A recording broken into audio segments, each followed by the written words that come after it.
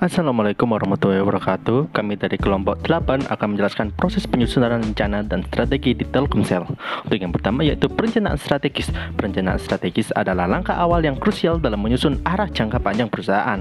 Dalam konteks Telkomsel ini mencakup pertama yaitu penetapan visi dan misi, yaitu menentukan tujuan jangka panjang yang ingin dicapai oleh perusahaan. Lalu yang kedua analisis lingkungan, yaitu dengan menerapkan analisis SWOT untuk memahami kekuatan internal dan peluang eksternal. Lalu yang ketiga ada strategi utama. Telkomsel menerapkan 3 strategi utama, yaitu build, pengembangan infrastruktur, borrow atau kemitraan dengan perusahaan besar, dan buy, investasi di startup untuk meningkatkan kapabilitas digital. Yang kedua, yaitu perencanaan operasional. Setelah perencanaan strategis, langkah berikutnya adalah perencanaan operasional yang lebih detail, yang mencakup yang pertama ada penyusunan rencana taktis, yaitu merinci langkah-langkah konkret untuk mencapai tujuan termasuk pengembangan produk, pemasaran, dan distribusi. Yang selanjutnya ada implementasi rencana, yaitu melibatkan semua departemen dalam menjalankan rencana.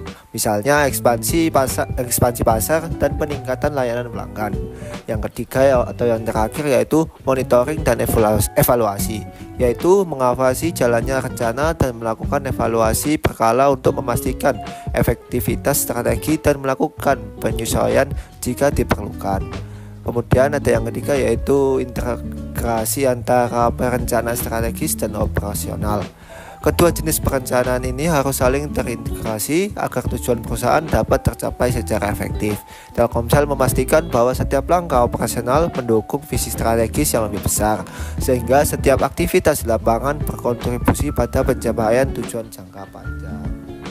Pada bagian akhir, yakni kesimpulan, dalam menyusun rencana dan strategi, PT Telkomsel menggabungkan perencanaan strategis dengan perencanaan operasional secara sinergis. Dengan pendekatan ini, Telkomsel tidak hanya mampu beradaptasi dengan perubahan pasar, tetapi juga dapat memanfaatkan peluang-peluang untuk terus tumbuh dan bersaing di industri telekomunikasi yang semakin ketat persaingannya.